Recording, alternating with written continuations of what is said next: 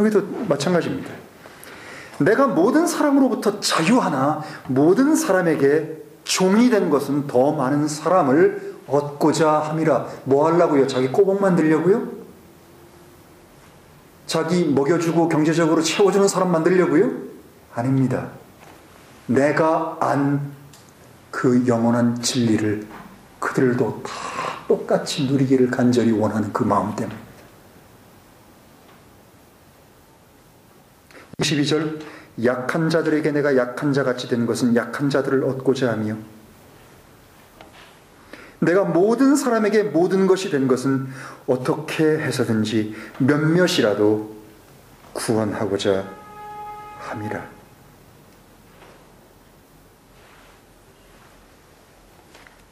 10장을 한번 볼까요?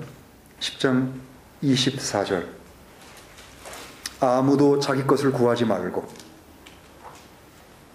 각각 다른 사람이 잘 되기를 구하라. 누구만 이렇게 살 수 있습니까? 사촌 땅 사면 배 아프죠?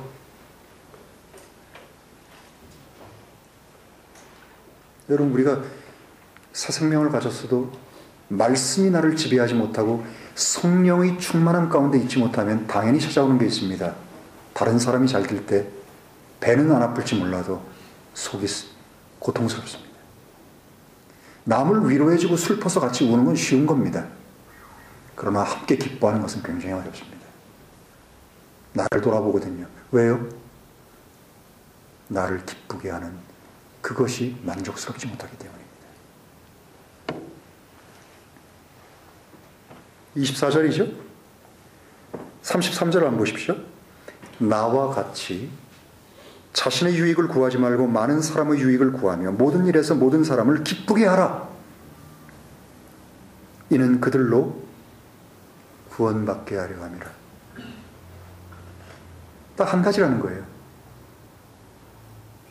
우리 안에 들어온 이 생명은, 이 새 생명은 그 본질 자체가 자기를 기쁘게 하는 삶을 살아낼 수 없거니와 그 새 생명은 분명한 목적을 우리에게 가르쳐 줍니다.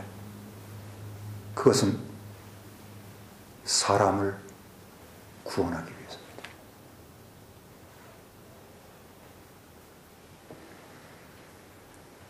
바울만, 예수님만 그렇게 산 것이 아니었습니다. 마가복음 14장에 보면 마리아가 나오죠? 마리아라고 이름은 안 나와 있지만 그녀가 그 비싼 옥합을, 알라바스터 통을 깰 수 있었던 건 뭐 때문이었습니까? 자기를 기쁘게 하는 삶을 살지 않았기 때문입니다. 자신을 기쁘게 하려면 어떡합니까? 꽁쳐놓고 절대로 그건 없는 척하고 자기는 계속 여기다가 바르고 자기를 기쁘게 하는 삶이겠죠. 그녀는 자기를 위한 삶을 살지 않았습니다.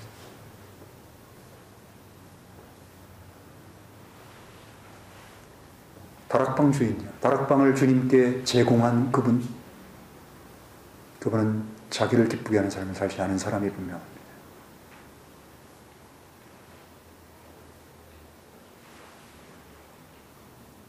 기쁨은 어디에서 옵니까?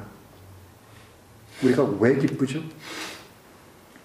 기쁨이 도대체 뭡니까?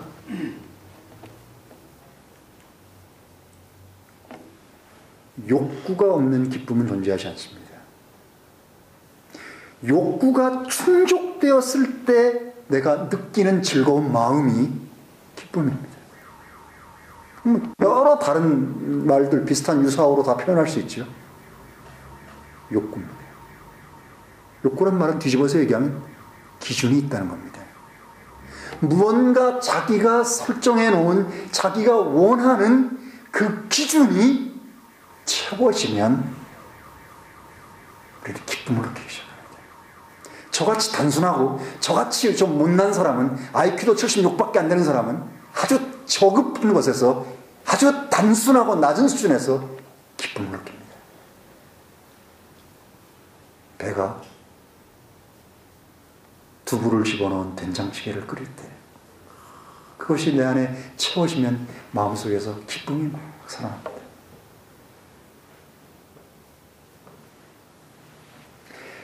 여러분은 어떨 때 기쁩니까? 아까 승리에 대해서 얘기했죠. 승리를 했을 때 막 주먹을 막 치면서 그렇게 기뻐하지 않습니까? 곧 사라져버리지만 합격하고 나면, 승진하고 나면, 답을 얻으면 전 지금도 잊혀지지가 않습니다. 1996년 10월 달에 그 고통스러워하고 존재에 대해서 그렇게 힘들어하고 예수를 믿고 싶은데 믿어지지 않아서 그렇게 괴로워했던 나에게 성령님이 내 마음속에 들어오셔서 예수가 누구인지를 나로 하여금 믿게 만들어주셨을 때 나에게 찾아온 그 기쁨은 이 세상에 있는 모든 기쁨을 다 더한 것보다 더 컸습니다. 그 기쁨은 사라지지 않고 소멸되지 않습니다. 주 예수 내 마음에 오신, 주 예수 내 마음에 오신, 물밀듯 내 마음에 기쁨이 넘치는 주 예수 내 마음에 오신.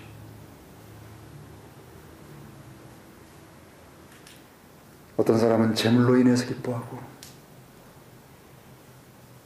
또 자식을 가지고 대리만족해서 기쁘고, 자식이 잘 되면 그걸로 기쁘고 대견하고, 자식이 뭐 제대로 안 되면 그걸로 인해서 곧 빠지고 슬프고, 아까 말씀드린 것처럼 저 같은 사람은 음식 때문에 기쁘고, 또 어떤 사람은 포도주 때문에 기쁘고. 그렇죠? 성경에 보면 기쁨을 주는 포도주, 그런 말이 있잖아요, 여러분.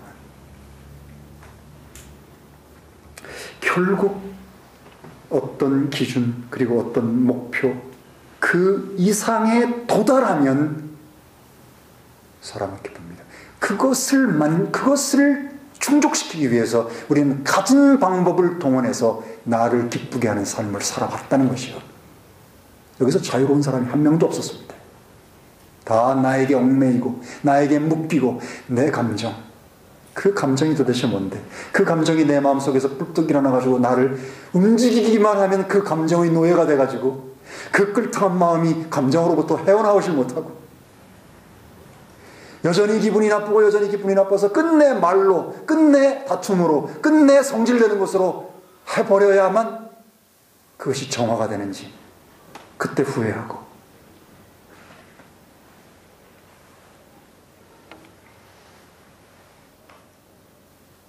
철저하게 나를 위해, 우리를 위해, 내가 세운 그 기준, 그것을 위해 살아왔던 내가 죽었습니다.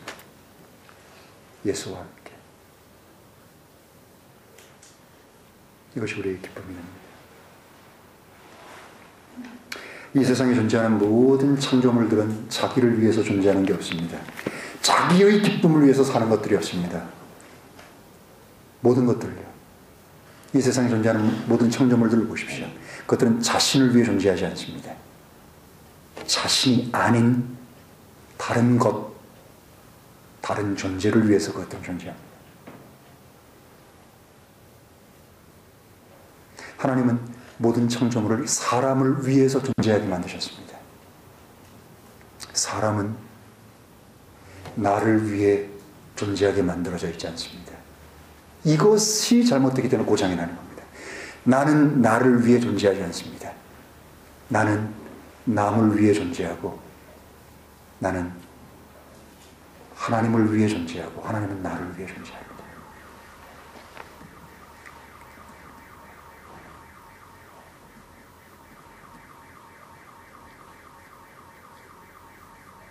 주님 우리에게 지금도 나를 기쁘게 하는 삶을 살지 말고 남을 기쁘게 하는 삶을 살아달라고 우리들에게 말씀하십니다. 그리고 네 안에 그것을 할 수 있는 능력이 있다고 말씀하십니다. 여러분, 우리가 그런 존재라는 사실을 잊지 마십시다. 그리고 그 진리의 말씀에 입각해서 하나님이 우리에게 주시는 그 존재의 의미를, 그것을 위해서 분투해서 성령님께 간절히 구하고